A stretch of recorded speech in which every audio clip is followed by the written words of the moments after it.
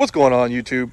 I'm Eric, this is d-cellgaming, and today is going to be a little bit different of a video. It's just going to be me, you, in my backyard with just my thoughts on the gacha gaming space, specifically the open world gacha gaming space, and where it's headed, where I think it's going. Do I like the direction? Do I think it's good? Do I think it's bad? That sort of thing.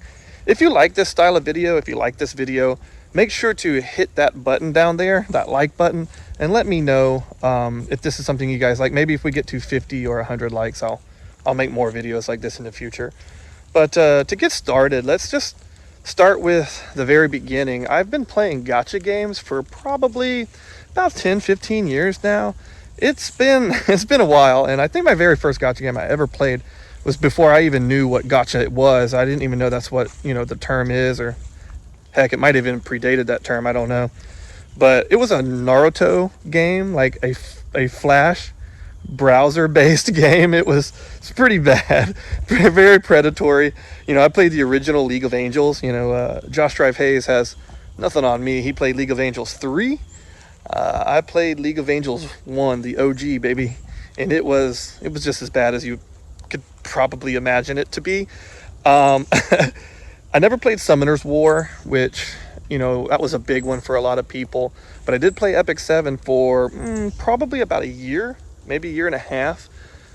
I was convinced at the time that Epic 7 was it. It was the best that gacha and mobile was ever going to be. I mean, I remember telling my brother at the time, who was playing Idle Heroes, he was a diehard Idle Heroes guy, and I was like, dude, you've got to get on Epic 7. It's amazing.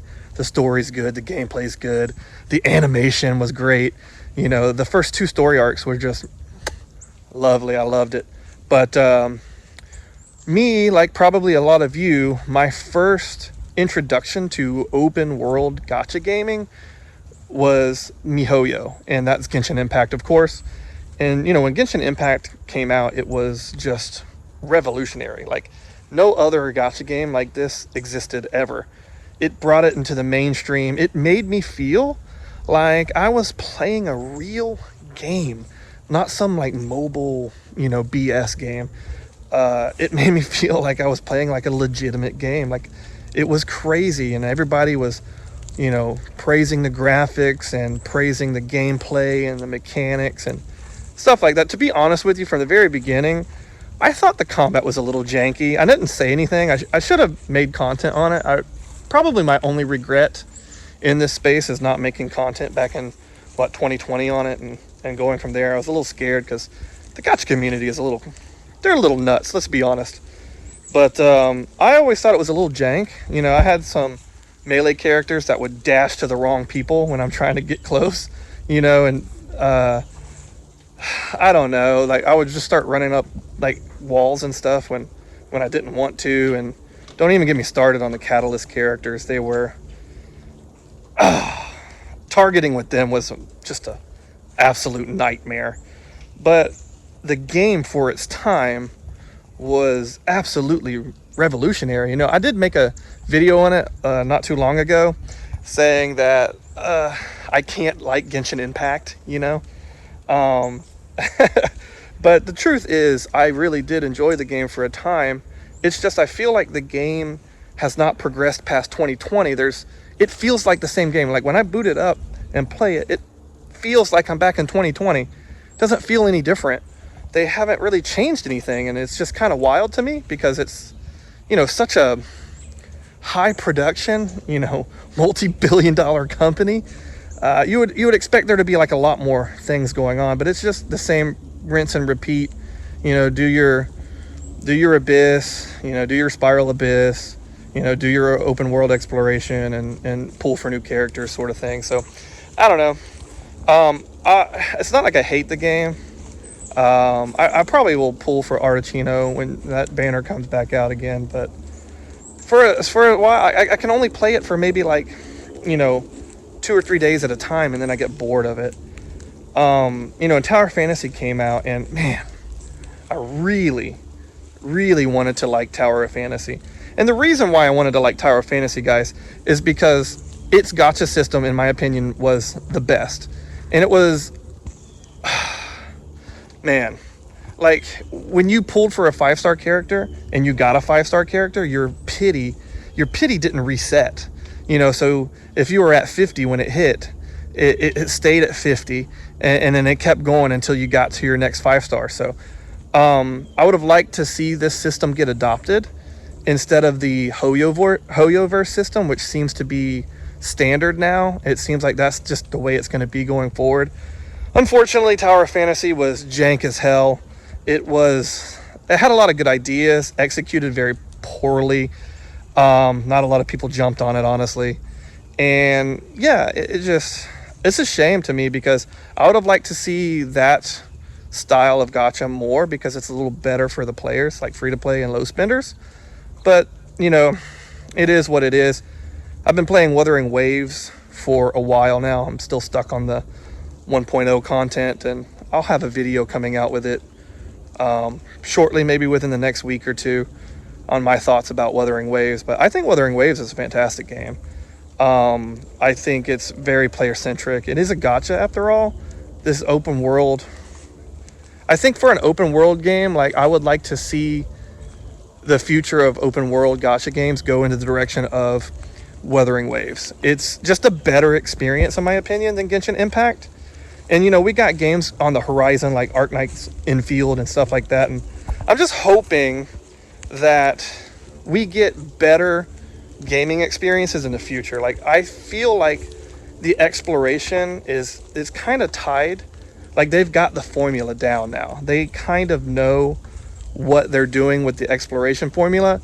They need to keep the exploration quick, like it is in Wuthering Waves, so you can get to the point, because if it's not quick, players are going to start losing interest after a while, especially when we get like 2, 3, 4, 5 more games all in the same style, right?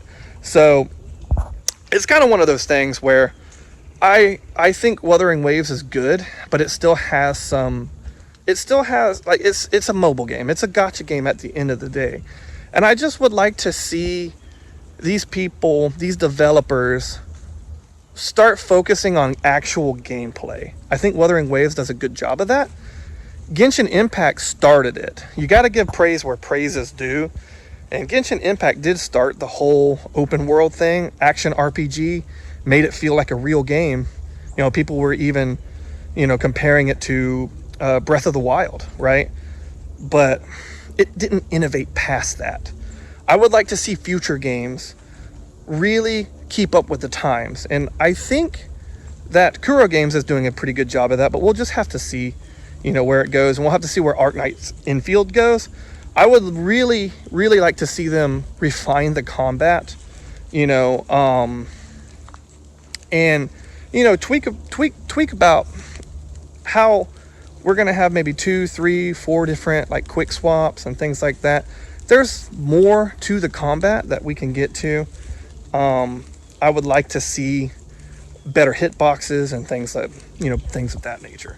Do I think that they're going to go anywhere anytime soon? And no, I don't think open world gacha games I think they're here to stay. I think we're going to start seeing a bunch. But my main concern with the gacha space and these new open world gacha games is I feel like the gaming community is really doing themselves a disservice. It's like we bite ourselves, or shoot ourselves rather, in our own foot, because we can't decide on what's good. We can't decide on what's a good mechanic, and we fight about it. Even when something is a good mechanic, we have this crazy tribalism where it's like, no, my game's better, your game's trash. And I think we do a disservice, because how to put it, when these developers know that you'll eat crap, they will continue to give you crap, because that's how they're going to maximize their profit, right? If we actually got together instead of did rant videos and stuff like that for Genshin Impact and things, if we stopped doing rant videos and we started literally speaking with our wallets and just stopped pulling on banners. See, to say this game, hey, we're not happy with the anniversary rewards, or we're not happy with the way you're handling this event or whatever, it doesn't do anything to say we don't like it if we turn around and open up our wallets and break records. You know, when you listen, when we break records on banners and events and stuff like that at the same time as we say we don't like this, the publishers, the developers, they don't hear that. All they hear is the money that's speaking.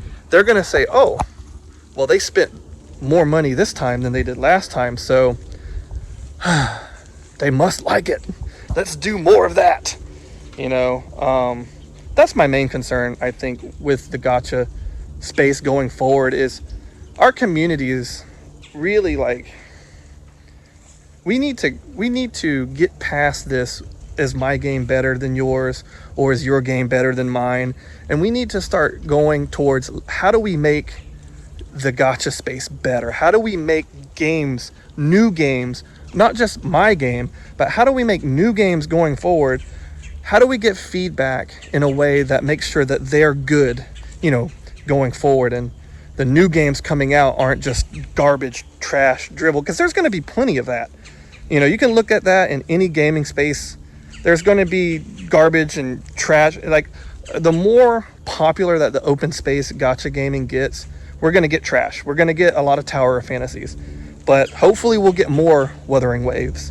And the only way we're going to get more Wuthering Waves is by speaking with our wallets and giving proper feedback, and stop trying to tear each other down. There's no reason to... Listen, man, you can like a game. You can play multiple games. You don't need to play only one game. In fact, I would say it's healthy to play more than one game. Just don't be a one-game Andy. You know, yeah, that's pretty much my thoughts on it, guys. Hopefully you enjoyed this. Like I said, if you did, make sure to hit that like button to let me know that this is something that you like. And I'll see you in the next one. Peace.